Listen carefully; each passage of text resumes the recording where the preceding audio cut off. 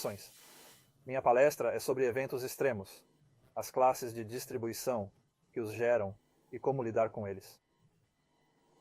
A ideia é que há dois domínios bem distintos, fáceis de identificar. O ebola, por exemplo, pode causar eventos extremos. Outras doenças, como dor de dente ou úlcera, não podem causar eventos extremos. Então, elas têm propriedades diferentes. Vamos expor essas propriedades. Vamos ver onde a maioria do que se aprende em estatística não funciona. Ok? No que chamo de domínio de estilo extremo, e estudaremos as diferentes condições em que ocorrem. Do que mais estamos falando? Falamos também de erros na literatura psicológica sobre eventos fatais. Por que decisões aparentemente irracionais são, na verdade, extremamente irracionais? É uma honra estar em Cambridge, a casa disso tudo. Cambridge é Cambridge. Tivemos Wittgenstein e todo o resto. Há também Martin Rees, que tem um centro de risco existencial. Discutiremos eventos que levam a riscos existenciais e por que os lembramos, mas não seu professor de psicologia. Então evite economistas e professores de psicologia e viverá mais.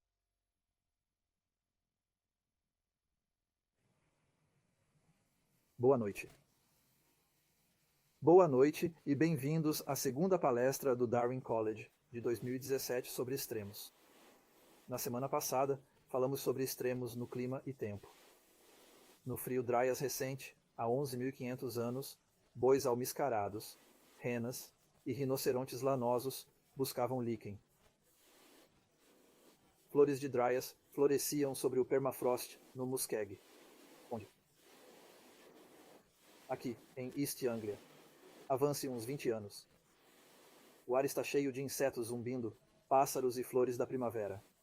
O clima moderno do Holoceno chegou de repente. Uma mudança muito súbita. Avance novamente para cerca de 8.000 anos atrás. Você poderia caminhar a pé seco até Paris.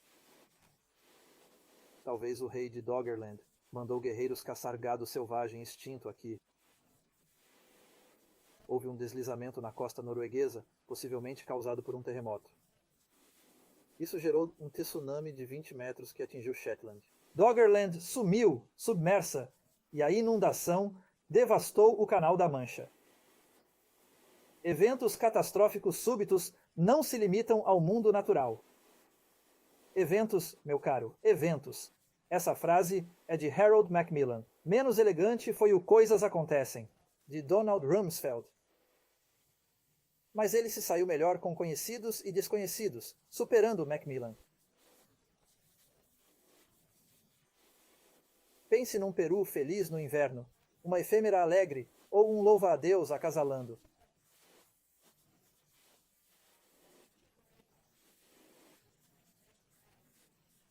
Nenhum deles sabe o que os aguarda. Eventos extremamente incomuns acontecem. Como o Mediocristã se prepara para o castelo ser tomado pelo líder de Extremistã?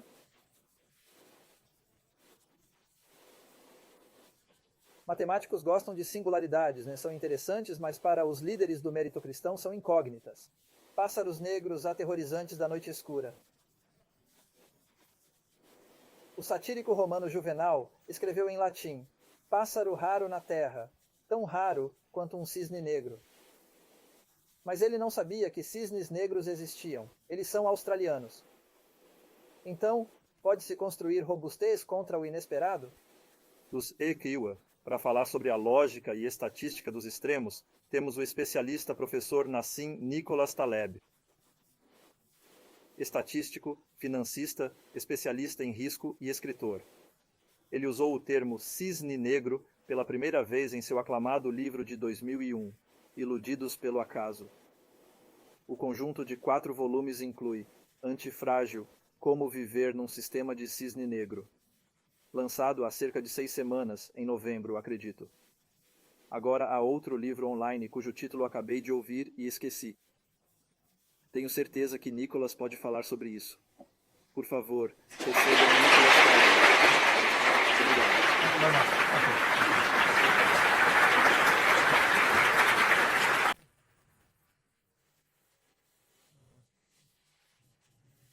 Não tem jogo hoje à noite? Certo. Vou resumir a palestra em 5 minutos, e o resto são detalhes. Podem sair após o 6º minuto da palestra, se quiserem. Tudo bem? Com algumas heurísticas e truques, o resto vira acadêmico no mau sentido. Entendido? No projeto incerto, eu era trader e depois parei. Quando se para de negociar, é preciso se ocupar. Você quer preencher seus dias, suas tardes. Eu era péssimo em tudo. Bridge, xadrez, sem foco. Sendo trader, é natural. E totalmente incapaz de jogar tênis. Você perde, começa a devagar. Então decidi começar a pesquisar. Fui de 21 anos negociando, focando em eventos raros, para tentar formalizá-los. Faça pesquisas por conta própria. Não tem ninguém ficando impaciente se você dormir jogando xadrez, sabe? Certo?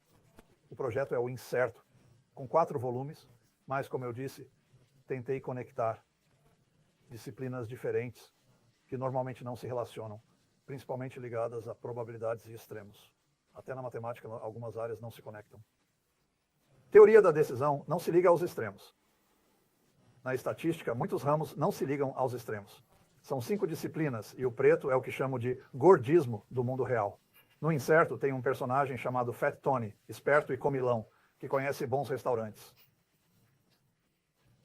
Não é empírico nem teórico, é diferente. É o mundo real, contato com a realidade via tomada de decisão e sobrevivência.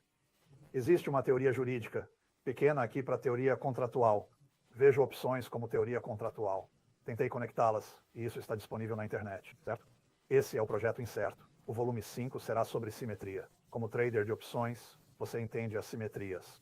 Eu compro uma opção, você vende uma opção, certo? Tenho ganho ilimitado, você tem perda ilimitada. Mas tenho perda limitada, veja, e você tem ganho limitado. Então, é teoria jurídica pura, só que matematizada. Tente conectar isso. E o próximo é Skin in the Game, o próximo volume. É tudo a mesma história. Viver num mundo com incerteza complexa demais para nós e para estatísticos, matemáticos e filósofos. Esse é o projeto Incerto, certo? Continua. Sigo adicionando volumes. E se melhorar no xadrez ou bridge, talvez eu pare, certo? E há alguns artigos técnicos. Agora vou explicar a ideia de caudas gordas, como se relaciona com extremos, e a distinção entre mediocridade e extremismo, ou os 2 domínios bem separados. Digamos que escolhemos 2 pessoas do Reino Unido e, por sorte, você pegou um evento de cauda, um total de 4,1 metros ou 410 centímetros. Qual é a combinação mais provável que você vai obter? 4 metros e 10 centímetros. Não, qual é a combinação mais provável, considerando um total de 4,1 metros para 2 pessoas? A chance de ultrapassar 3 sigmas é cerca de 1 ou 35%. A chance de ultrapassar 6 sigmas, o dobro, é da ordem de 10 elevado a 10. Então, a chance de ter 2 eventos de 3 sigmas é da ordem de 10 elevado a 6. É bem maior que a chance de ter um evento de 6 sigmas. Então, 2 eventos 3 sigma, por improvável que seja, ocorrem em 1 milhão de vezes, é bem mais provável que um evento 6 sigma. Essa é a definição da classe de distribuição que não tem cauda gorda. Agora vamos ver a lógica. O gráfico mostra, conforme estendemos os sigmas, a razão entre 2 eventos, digamos 3, dividido por um evento de 6, 2 de 5, dividido por 1 de 10. E veja, quanto mais se vai para a cauda, mais se percebe que um grande desvio só ocorre por uma combinação de muitos desvios intermediários. Entende? Essa é a lógica do que chamamos de estatística medíocre. Vamos adiante. Isso explica a diferença. Suponha que você selecione aleatoriamente 2 pessoas e a riqueza combinada delas seja 36 milhões de dólares. Não sei o câmbio hoje, mas suponha. Qual a combinação mais provável? 18 milhões e 18 milhões? Não. Qual a combinação mais provável? Muito. Aproximadamente, digamos, $1.000 e 36 milhões menos 1.000, certo? Então, aqui vê-se que a diferença entre os 2 domínios é bem clara. Então, agora temos praticamente... Agora, a massa está à direita. A menos que você seja matemático, ok? Este é o aviso legal aqui à direita, ok? E assim, você não se irrita com o que está à esquerda, que é suficiente para a maioria, até matemáticos. O princípio da catástrofe. Para distribuições subexponenciais, a ruína vem mais de um evento extremo que de vários ruins. É isso.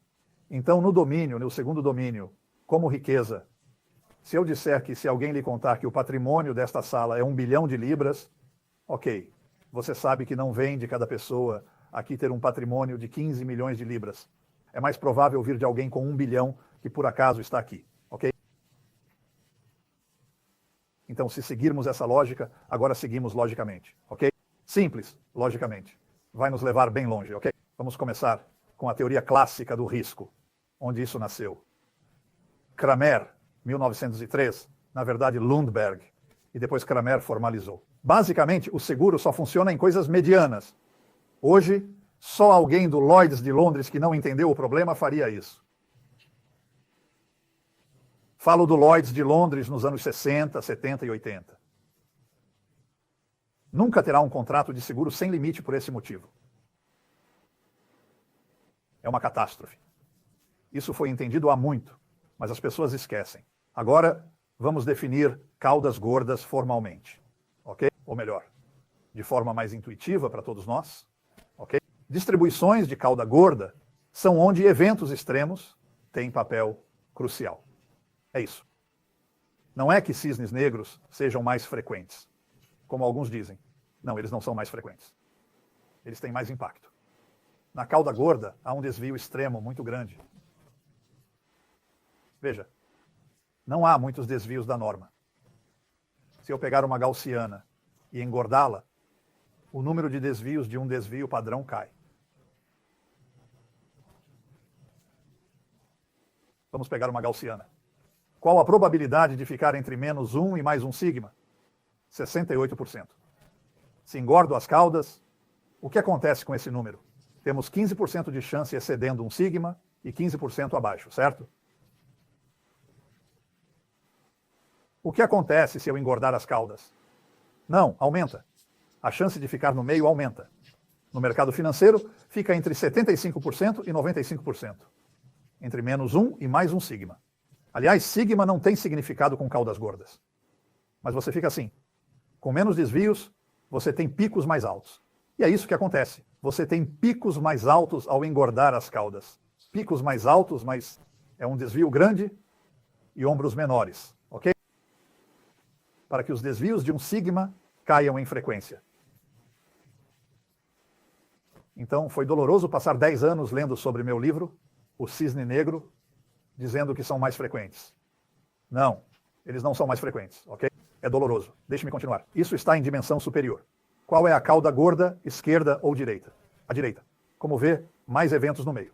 Mas os que se afastam do meio vão mais longe. O que acontece ao engordá-la em dimensão superior? Agora, taxonomia. Eles são efetivamente, eu trapaceei até agora, eu menti. É o que se faz ao querer ser pedagógico. Agora vamos ser um pouco mais forçados. Ninguém sai daqui com a impressão errada. Existem 3 tipos de caudas gordas. Nível 1, básico, é qualquer coisa com cauda mais gorda que a gaussiana. Pega-se uma distribuição, é simples. Conte as observações entre menos 1 e mais 1 sigma. Se for mais que gaussiana, é cauda mais gorda. Ok? Nível 1. Outra é a medida de cauda gorda no mundo gaussiano. E o que é isso? Quarto momento, curtose. Ok, curtose é maior que 3. É uma medida de caudas gordas. Essas caudas não são tão gordas, porque não tem grandes impactos. Nível 2, classe exponencial. Nível 3, algo muito pior. Então, como dizem, eles falam algo... Na verdade, é um livro inteiro. Ele disse, mas não é verdade. Dizem que esquimós têm centenas de palavras para neve. Certo. Não é bem verdade, mas temos muitas palavras para caudas gordas. Certo. Porque há muitas variedades de caudas gordas. Então, temos uma distribuição degenerada. Nada se move. Depois Bernoulli e então o gaussiano. Paramos aqui. Os 2 gaussianos, o natural e os de passeios aleatórios. São diferentes, pois um pode entregar infinito. O outro não. Exceto como política, e a classe subexponencial, como vê em amarelo. Estes têm todos os momentos. Mas a classe subexponencial inclui algo chamado log normal, que é a coisa mais estranha que se pode imaginar na face da Terra. Porque ela age nesta classe, mas às vezes faz batota e sobe aqui. Vamos ver como. E então, uma vez que você deixa a parte amarela, como você vê, a lei dos grandes números funciona nesse tipo de coisa. Então você tem problemas de convergência. Então agora aqui temos o que chamamos de leis de potência. E vamos ver em detalhes o que são Pareto e leis de Pareto de segunda classe. E depois há uma chamada supercúbica. Desculpe, não. Supercúbica, a tabela de Levi. Então esta não tem variância daqui. Sem variância. Esta não tem média. E como você pode ver aqui, há algo chamado esqueça disso no Brooklyn. Se você vir algo nessa categoria, você simplesmente vai para casa.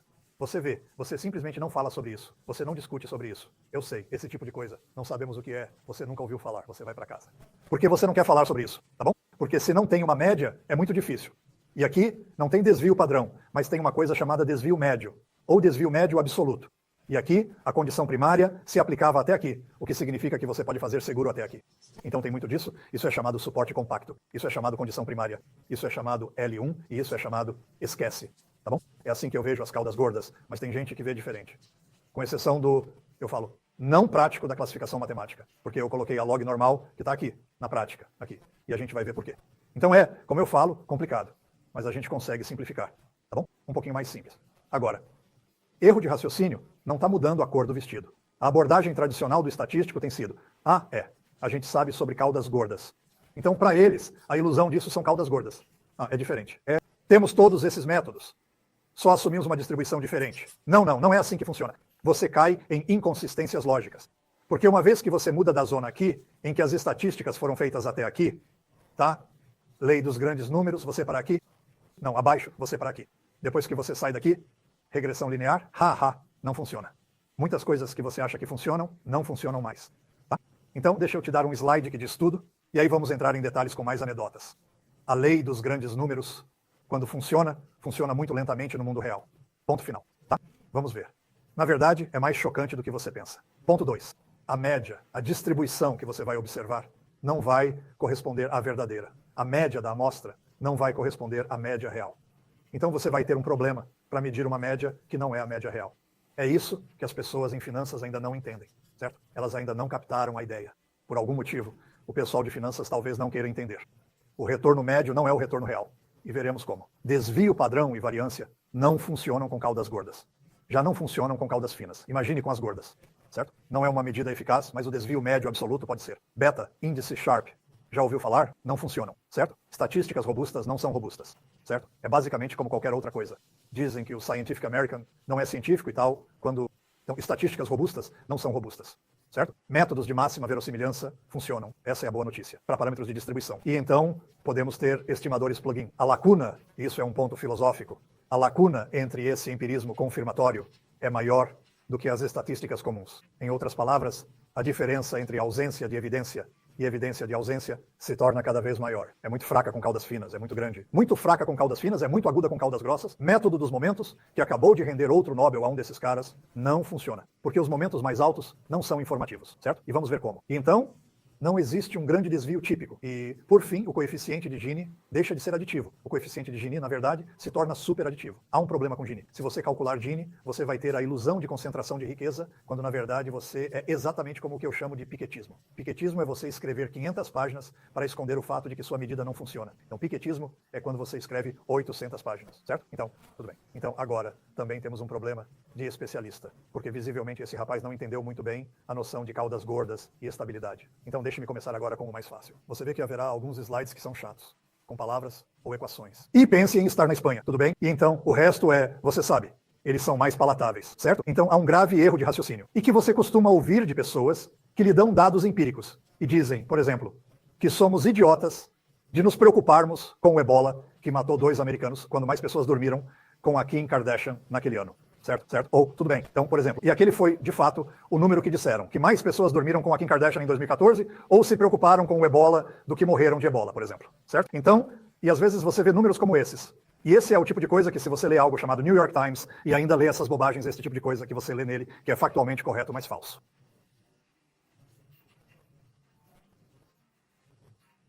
Bem, no departamento de psicologia, ensino que muitos americanos morrem por comer hambúrgueres demais e beber álcool em excesso.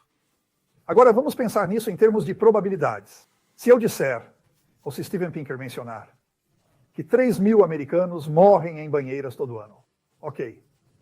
3.000 pessoas, enquanto 2 ou 3 morreram de ebola. Vamos fazer um experimento mental. Se você fosse a Marte, voltasse e lesse no Google que 2 bilhões morreram, o que provavelmente os matou? diabetes, obesidade, quedas na banheira, dormir com Kim Kardashian ou ebola. Ebola, aí está. Não compare um processo multiplicativo de cauda gorda extremo, subexponencial, com um de cauda fina, com limites de Chernoff. Isso vem de coisas medíocres, simplesmente devido ao princípio da catástrofe. Ok, então sabemos que é muito barato se proteger do ebola, por exemplo. A chance de mortes por fumo multiplicar por 10 no próximo ano é 1 para 10 elevado a 30. Já a chance da taxa de mortes por ebola triplicar é muito maior, entende?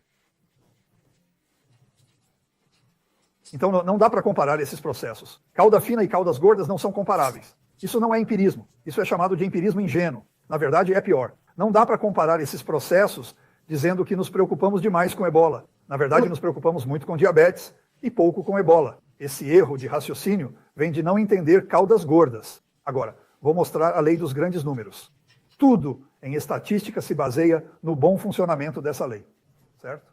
Ou seja, conforme adiciona observações, a média que você vê fica bem estável, né? E a taxa é raiz quadrada de n, número de observações, concorda?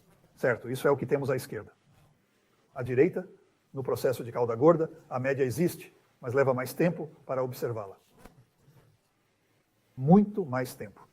Agora precisa-se de muito mais observações, ok? Não vou longe e cito o fenômeno estatístico mais conhecido. É o 80-20 de Pareto, que veremos tecnicamente depois, mas vamos mencioná-lo agora. Já ouviu falar do Pareto 80-20, certo? 20% dos italianos tinham 80% das terras, 80% tinham os 20% restantes, ok? 20% dos alunos entendeu a ideia, certo? Ok? 80% de 20% da atividade ocorreu após a eleição. Entendeu a ideia, não é? Isso é o Pareto 80-20. Então vamos dizer, por que nos livros usam 30 observações para o gaussiano atingir a média? Então tenho n de 30 na minha amostra. Sua variância cai. Quanto preciso para o Pareto 80-20 reduzir minha variância na mesma proporção? O dobro? 3 vezes? Alguém me ajuda? Como? Quanto? 2 vezes? Vamos continuar. Ele disse 2 vezes. Ou seja, precisa do dobro de dados para reduzir a média, ter certeza da estabilidade e diminuí-la. Vamos prosseguir. Quanto? Continuem. Continuem. Quem disse o quê? Vamos seguir. Quem está mais alto até agora? Esta é a tabela aqui. Se a média existe, esqueça isso. O Pareto 80-20, 10 elevado a 11. 10 elevado a 11. Ou seja, são muitos dados para ter o mesmo erro com o Pareto 80-20. Certo? Então, é fácil calcular, mas por algum motivo as pessoas não calculam. Não dá para afirmar sobre a média amostral ou sua estabilidade com dados de cauda gorda. Há outras formas, mas não de outras regiões da média amostral. Agora vou falar de epistemologia e filosofia, pois sei que este é o lugar. E há Wittgensteins e Schmittens e muitas coisas aqui. E Russell. E voltamos à desestabilização de quem estudou estatística e economia, certo? Então, vamos fazer um pouco de epistemologia aqui, tudo bem? Tenho orgulho porque é o primeiro artigo que escrevi. Levou 5 anos para escrevê-lo. É mais demorado que escrever um livro. Digamos que eu observe uma distribuição degenerada, certo? Agora não há aleatoriedade. Todas as observações vêm em 2, certo? Posso descartar que a distribuição seja aleatória? Não posso, logicamente, descartar. Sabemos disso desde... No Reino Unido citam Hume, mas sabemos por sexistas e terapeutas, certo? Através de outros 75. Pessoas que afirmaram isso, certo? Isso é um problema de cisne negro. Não se pode descartar que... Não se pode dizer que não existem cisnes negros. Do mesmo modo, se vejo uma distribuição sem aleatoriedade, não posso dizer que não é aleatória. Mas se eu adicionar uma observação e notar que é aleatória, pois não é toda degenerada em 2, ela tem outra observação. Posso descartar a degeneração? Sim. Posso dizer que não é aleatório. Concorda? É como se eu visse um cisne negro. Digo que a afirmação de que não há cisnes negros está errada. Então tenho informação. Essa é a ideia da ciência ocidental, baseada no negativo e positivo. Podemos descartar algumas coisas. E aqui podemos descartar que isso seja degenerado. Em outras palavras, determinístico. Desculpe. Não sei que termos você usa para degenerado. Isso está perfeitamente correto. Mas esse ainda é o termo usado pelos matemáticos, certo? Uma distribuição degenerada é uma que não tem aleatoriedade, ok? E sem variação, certo? Então você tem uma variação adicional. Ok, então essa distribuição pode se disfarçar assim, mas aquela não pode, certo? Isso nos dá uma forma fácil de lidar com aleatoriedade. Se vejo um evento 20 sigma, posso descartar que esteja nas caudas. Sem grandes desvios, não posso excluir que seja de cauda gorda. A menos que eu entenda muito bem o processo. É assim que se pode classificar distribuições. Aqui está o quadro que mostrei anteriormente. Podemos ver desvios e descartar a partir da base. Entenderam? A distribuição real descarta progressivamente até chegar a uma, baseado em como podem gerar eventos de cauda. Viram? Então, essa é uma técnica. Não tenho muito tempo. Vale a pena discutir com filósofos e lógicos sobre isso. Classificar distribuições fica simples se alguém diz 10 sigma. É mais provável ter a distribuição errada que um evento 10 sigma. Certo? Da mesma forma, a distribuição de cauda gorda não gera muitos desvios frequentes. De vez em quando ocorre um grande desvio. Então já podemos descartar o que não é estatística medíocre. Podemos descartar em finanças e economia que não somos estatística medíocre. Não somos estatística medíocre. Posso dizer que essa distribuição é de cauda gorda por eliminação. Não posso afirmar que seja de 10 caudas. Isso é novamente o problema do cisne negro. Vamos continuar agora. Pareto na aula. Tenho duas fotos de Pareto. Uma quando era jovem, antes de descobrir a distribuição de Pareto, uma lei de potência, e outra depois. Veja o que aconteceu com ele após descobrir a distribuição. Enquanto isso, sua esposa russa, que conheceu em Veneza, o deixou. Okay? Eram seus 22 gatos, certo? Então, dá para entender. É comum aqui ter esposa russa, mas no caso de Pareto, comparado a Keynes, pelo que ouvi, ele aparentemente dormiu com ela. Por isso, ela o deixou. Foi por isso, não por Keynes. Certo. Então, agora sabemos de Pareto. O que é importante sobre Pareto é matemática, mas darei a intuição. Temos uma distribuição de Pareto. Chance de ser mais rico que 1 milhão, em libras ou o que quiser. Ok? 1 em 62,5. Vê a lógica aqui? Mais rico que 32 milhões. 1 em quantos? Como? Multiplica-se. A razão entre 50 e 25 milhões é similar à de 500 e 250 milhões.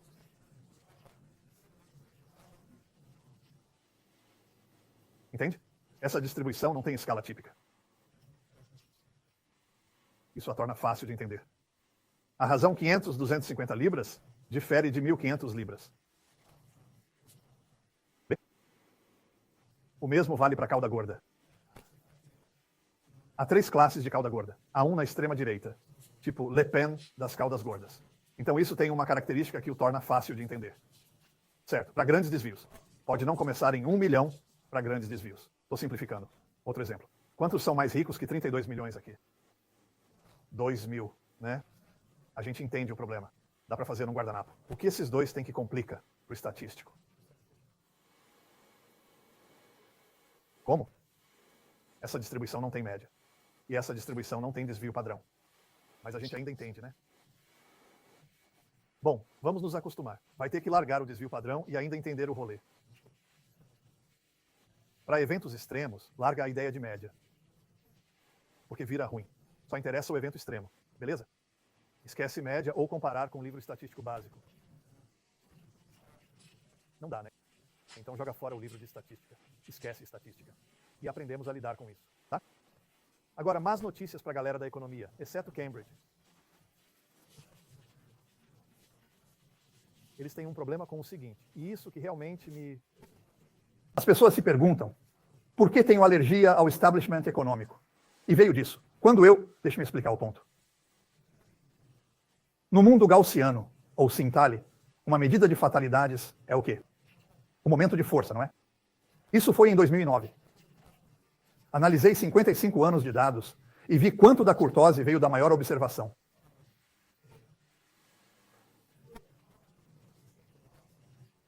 Para o S&P 500, foi cerca de 80%. Entenderam? O que isso nos diz?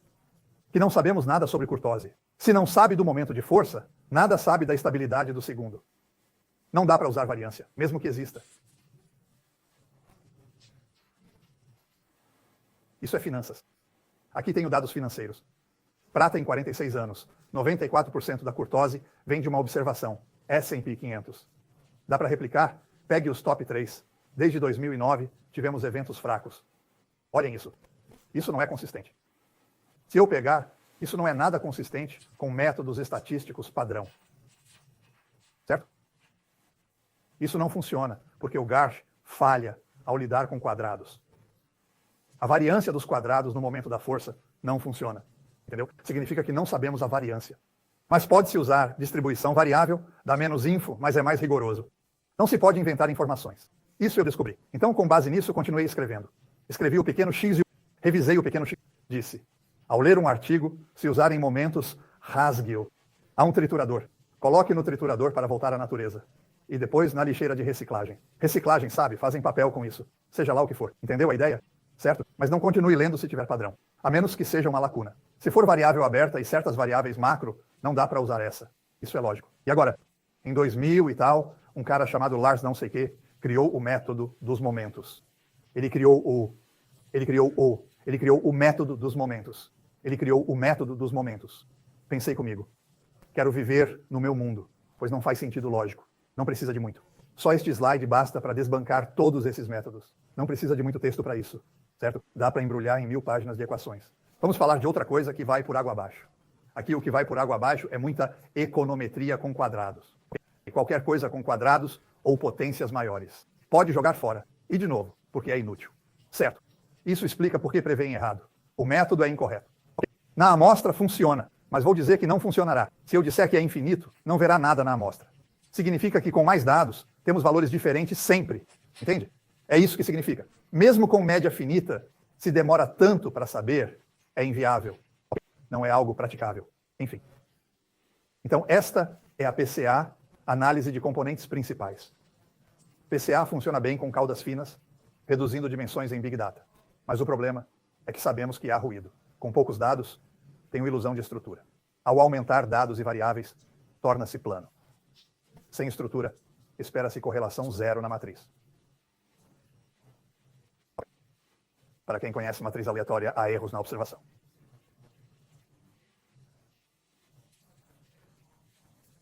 Isso faz pensar numa correlação maior, mas isso se dilui com o aumento. Resumindo, para quem não conhece PCA, com correlação espúria, obtenho mais dados aqui. Mas isso se dilui ao aumentar a amostra e o espaço não espúrio para caudas pesadas. Veja o que eu obtive. E não se dilui quando adiciono dados. Precisa-se de muito mais dados para que se dilua. Isso é redução de dimensionalidade. Não funciona bem com caudas pesadas. Na verdade, não funciona com caudas pesadas. Há outras técnicas que veremos depois. É simples. No cisne negro, escrevo sobre 2 tipos de distribuição. Se tem uma cauda, pode ser cauda pesada de um lado ou dos dois. Não. Se é cauda pesada de um lado, pode ser à esquerda ou à direita. Okay. Então, se for de cauda pesada, e você olha para a média da amostra, o que vai observar aqui? Você vai observar menos eventos. Concorda? O erro comum é achar que dá para derivar a média numa distribuição de cauda. Mas há eventos raros, invisíveis aqui. Com o tempo, isso foi preenchido. Mas, por definição, eventos de probabilidade real não entram fácil nos seus dados. O truque é estimar a distribuição e depois derivar a média. Chamamos isso de estimador plugin. Não o observamos. A média amostral será tendenciosa para baixo se for assim e parar assim. Entende? Por isso, fora das crises, os bancos parecem estar lucrando muito. E de vez em quando perdem tudo de volta. E mais. Trazer o contribuinte e eleger um novo governo. Entendeu a ideia, né? Então, o que acontece é que existe esse viés. A forma como lidamos aqui é média real versus média observada. Há um jeito de calcular a real, quando se descobre a distribuição. Não é perfeito, mas é bem melhor que observar só a média. Não sei se lembra, conhece um cara chamado Pinker? Tive uma briga com Pinker. Ele escreveu sobre queda da violência. Visivelmente, a média é muito instável. Usamos teoria do valor extremo para achar a média real. Descobrimos que a média real de violência é 3 lisa da amostra. Mas ele disse, não, há evidências de que caiu. Dissemos, olha, ciência não é jornalismo. No jornalismo, temos checagem de fatos. Veja quantas pessoas morreram no ano passado. Mas na ciência, é preciso saber se é estatisticamente significativo. A média estatística não é igual à média da amostra, mas na cauda curta são quase sempre iguais. Então as pessoas não conhecem esse problema. Quando você passa para a cauda gorda, percebe que para uma distribuição de cauda gorda, o Pareto 80-20, por exemplo, não tem um número exato na cabeça, mas deve ser cerca de 96% das observações estão abaixo da média. Talvez 98% das observações estejam abaixo da média, certo? Então você percebe que há um viés na média. Mas ao notar o Pareto 80-20 ajustando a distribuição pelo método de máxima verossimilhança, algo técnico que não quero entrar agora. Há detalhes técnicos no site, artigos e no próximo livro que mostrarão que devemos ignorar a média da amostra nesses casos. Mas as pessoas fazem isso e chamam de ciência. Não é ciência, é jornalismo. Veja, a ciência não se deixa enganar por anedotas. É separar, sabe? Esse é o problema, certo? As pessoas entendem muito bem quando você fala de microbial em Voltaire. Um sujeito viu uma baleia na Terra e disse, em termos modernos, há evidências estatísticas de que todos na Terra são baleias, certo? Viu uma baleia, tinha evidência jornalística, mas não científica. Ciência é dizer, meus dados não são anedota, minha amostra é grande e se replica fora. Tem universalidade além da amostra. E o crime no próximo ano? O vírus caiu ou é ruído? Certo. Então, agora, vou terminar com algo mais simples. Tenho mais uns 20 minutos. Perdi a noção do tempo. 20 minutos? Certo. Vamos falar de dependência passada e probabilidade temporal. Certo. Falei de caudas gordas, assustadoras, mas não são tão ruins. Na verdade, se não sabe estatística, entende que sua avó sabe. Sua avó entende de cauda longa. É assim que eles pensam. Por quê? Porque estamos neste planeta como humanos há muito tempo. Não sei quanto. Como você conta, certo? Não sei se são 5.000 anos, se alguém é religioso, ou 6.000, ou a espécie nos últimos 100, 200.000 anos. O que preferir, certo? Aprendemos a sobreviver tomando decisões baseadas em certas propriedades estatísticas. Entende? E aí tem gente que diz que somos irracionais. Vamos ver como não são irracionais. Pois ao fazer um pouco de ciência, cometemos erros. Quando se faz mais ciência, percebe-se que sua avó tem razão. Então vamos ver como. Todos já ouvimos falar de dependência do passado. Resumindo, se eu passar minhas camisas e depois lavá-las, o resultado é bem diferente de lavá-las e depois passar. Concorda? Certo? Então esse é o padrão de dependência do passado. E foi um físico, Murray Gell-Mann e Peters, que fez esse ponto. Na verdade, esse ponto estava no meu livro. Mas vamos colocar assim. Eles descobriram e fizeram o ponto que todos erraram desde o início da teoria da decisão, exceto Kelly e Edward Thorpe.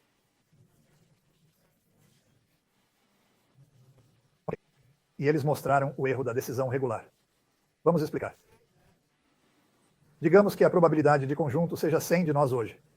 Selecionamos aleatoriamente e formamos um grupo. E vamos ao cassino. Existe um cassino no Reino Unido? Sim, em Londres. Não? Tudo bem. Então vamos ao cassino. 100 de nós jogamos. Certo. O número 28 está arruinado. Ok. Não você não, o número 28. Então você não se preocupe. Um de nós pergunta, o que aconteceu com o número 29? Ele não é afetado, não é? Podemos calcular o retorno do cassino usando grandes números, obtendo o retorno de 100 pessoas que jogaram por 10 horas. Concorda? E então dizemos, ok, esta é a nossa estimativa. Fazemos isso 2 ou 3 vezes. E obtemos uma boa estimativa da vantagem do cassino. Concorda? Certo. Isso se chama probabilidade de conjunto. E é assim que as pessoas pensam. Infelizmente, tentam aplicar essa probabilidade de conjunto a você. Não funciona. Porque se um de nós vai ao cassino e no dia 28 está falido, adivinha? Não há dia 29. Se há uma barreira absorvente, se há uma probabilidade. E fico feliz em falar disso porque o Sr. Rees, Martin Rees é o nome, tem um centro aqui para empreendimento importante. Não sei os detalhes, mas é o mais importante se preocupar com a sobrevivência. Pois não se pode usar probabilidades para sobreviver, porque uma vez que se morre, acabou, certo? Quem está ciente disso? Todo especulador. As técnicas usadas baseiam-se na regra do jogador. E quem trabalha com seguros sabe disso. Por isso, Cramer proibiu seguros fora do que chamou de condição de Cramer, não finanças, onde dizem que essas opções são caras. Não entendem primeiro o alfa do mercado, que é o retorno alfa do mercado. Este é seu retorno, porque não tem bolsos infinitos, certo? Só em condição estrita se obtém o retorno do mercado, supondo acerto nos retornos futuros, certo? O único jeito de usar é logaritmo, equivalente ao critério Kelly, pois logs tornam ergódico. Isso se chama não ergodicidade, certo? Onde probabilidade temporal e não resolvida não são iguais. Fusão das duas. Vamos ver como lidar com isso e explicar individualmente como corrigir e o que há de errado na literatura. Se você corre um pequeno risco visível de ruína, chegará a 1. Não é grande coisa. Você pode correr esse risco, mas pode correr esse risco de ruína, visivelmente. Andar de moto tem um pequeno risco de ruína, mas andar muito de moto reduzirá sua expectativa de vida, não é? Medimos pela redução da expectativa de vida, assumindo exposição repetida numa certa intensidade, certo? Ou frequência, como preferir, certo? Então, se faz isso, um cara morreu, acho, no Twitter. Hoje, certo? Se fizer isso para viver, nenhum passeio reduzirá sua expectativa de vida, mas primitivamente sim. Certo? Isso parece óbvio para sua avó. Mas você já ouviu falar de finanças comportamentais? Certo? Eles te fazem aceitar e dizem que você superestima o risco. Eles esquecem que, ei, sabe de uma coisa? Amanhã você pode não voltar para casa. Além disso, os riscos se acumulam. Se você dorme com quem tem AIDS, entra para a máfia, anda de moto, fuma, né? Faz equilibrismo como esse cara aí, entende? Todos esses riscos se somam. Então, ao ver o risco da humanidade, você soma tudo isso. E o que isso tem a ver com Buffett? Até o Goldman Sachs, a firma malvada Goldman Sachs, dizem que quando empresas assumem riscos, não querem pequeno, querem zero. E a diferença entre pequeno e zero, pois isso significa a sobrevivência da firma por 20 anos. Eles sacam. Não é tão difícil assim. Mas você pratica todo dia. Você anda de avião, né? Muitos de vocês andam de avião, certo? Aviões não reduzem sua expectativa de vida. Por quê? Porque se estamos acostumados a usar, os psicólogos dizem, sim, superestime o risco. Nenhum piloto estaria vivo hoje. Entende? Essa é uma forma de ver o risco. Você pega uma unidade, considera a expectativa de vida desejada e vê quanto risco a reduz com exposição repetida. É assim que se faz. Não na literatura, exceto quem notou? Bernie Gell-Mann, o grande físico Nobel. Então, e agora temos coisas que surgem disso. Um economista diz que o pior cenário é morrer. Certo? Não? É esse o pior cenário para alguém? Certo? Não. Pense bem, você pode morrer. Mas há pior, sua família, amigos e bichos morrerem. Certo? Você morrer e seu inimigo sobreviver. Certo? Há camadas. A tribo morre, a tribo estendida, autodefinida. O ecossistema da humanidade morre. Certo? Você tem um prazo de validade. Em Cambridge, acho que são uns 115 anos. Não? Certo? O ar é limpo, sabe? A vida é tranquila. Beleza? E você tem, sabe, bons teatros, certo? Mas então, você quer que sua família sobreviva mais. A tribo, você quer que sobreviva mais tempo. A humanidade não quer que dure só mais 50 anos. Certo? E o ecossistema para sempre. Mas há riscos que nunca se pode correr. Se algo vai durar milhões ou 10 mil anos, quantas vezes podemos arriscar nesse período? Isso exclui algumas classes de risco. Daí vem o princípio da precaução. Daí minha campanha contra a Monsanto. Tive que ter um caso, eles mandaram 1.500 cartas à NYU. Monsanto. Não mandariam 1.500 cartas se meu argumento fosse fraco. Entende? Há classes de risco que são de cauda longa. OGMs são de cauda longa, mas não é uma agricultura comum. E dá para mostrar a diferença entre os dois. Isso estrutura um pouco a ideia de risco. Mas, de novo, a pessoa que é realmente um gênio total é ele. Esses dois caras descobriram porque, como cientistas, revisaram e viram que de Bernoulli aos outros, todos erraram. Entende? O único que acertou foi Kelly, usando o logaritmo. Veja, utilidade logarítmica e tal. E Samuelson errou, claro. Ele mostra todos os livros didáticos. Este é ele. Ele parou porque deixou de ir à universidade. Mas seu artigo passa despercebido no meio econômico. Despercebido, entende? Eles escreveram 3 artigos, Gell-Mann, Peters e Gell-Mann, sobre a diferença entre probabilidade temporal, mostrando que muitos paradoxos desaparecem. Mas não uso isso, sabe? Estou seguindo outra linha. Vou numa direção diferente, que é a precaução. Isso dá exatamente o embasamento para o princípio da precaução que precisamos. E, de novo, não dá para usar estatística ingênua dizendo que 5 ou 6 médicos concordam que o evento é totalmente seguro, que é basicamente... Bem, então não dá para dizer, como as pessoas dizem, 80% dos cientistas concordam que, sabe, os transgênicos são seguros. Não dá para se guiar por isso, tá? Há uma estrutura. Então vou concluir. Estou terminando. Agora tem esse sujeito que eu tô tão feliz que ele saiu da Casa Branca. Claro, o cara da esquerda também. Mas esses caras são inimigos do princípio da precaução por usarem abordagens ingênuas. Se não distinguir Stan medíocre de extremo, o que lembrar? Lembre, cauda fina, cauda gorda, razão diferente. Sem essa distinção, não há sentido algum. Sem distinguir probabilidade temporal e conjunta, não há ponto. Veja, probabilidade temporal é sequencial, dependente. Conjunta é independente. Amostra de pessoas. Isso chamamos de problema do egocentrismo, e eles perdem isso. O trabalho deles é nos cutucar. Em certo ponto, incomodavam David Cameron. Lembra? Ele tinha o grupo de cutucadas. Me horroriza. Empurram para a racionalidade, sem ver que são irracionais. Veja, não entendem totalmente probabilidade. Então vou parar por aqui. Isso me diz para encerrar com um slide final. O que fazer? Então esse trabalho foi até o Cisne Negro. Na verdade, abandonei o trabalho sobre probabilidade após o Cisne Negro. Bem, ainda publiquei alguns artigos que escrevi antes. Todo esse trabalho foi até o Cisne Negro. Fase 2 da minha vida. Foco em heurísticas. Como detectar coisas. Certo, isso é antifrágil. Não vou dar outra palestra sobre antifrágil agora e passar a noite. Mas deixe-me explicar o ponto principal, que é um truque.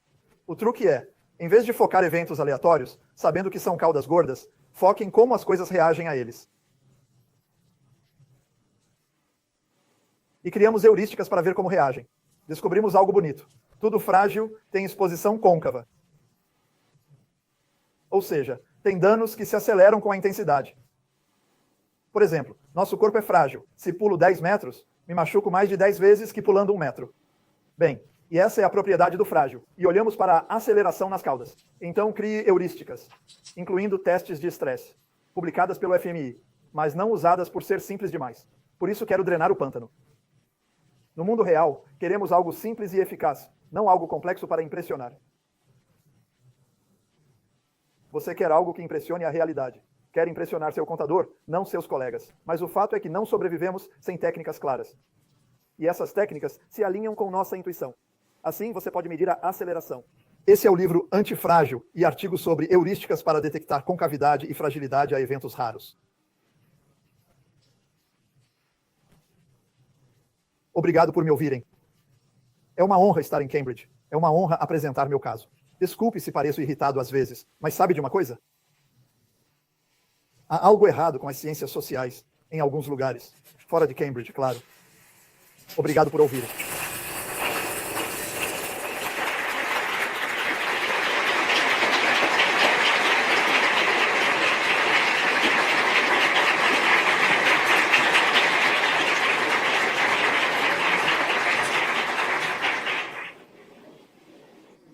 Nicholas, muito obrigado pela sua visão sobre a importância de entender distribuições de dados, risco e estatísticas, essenciais para muitos na sociedade.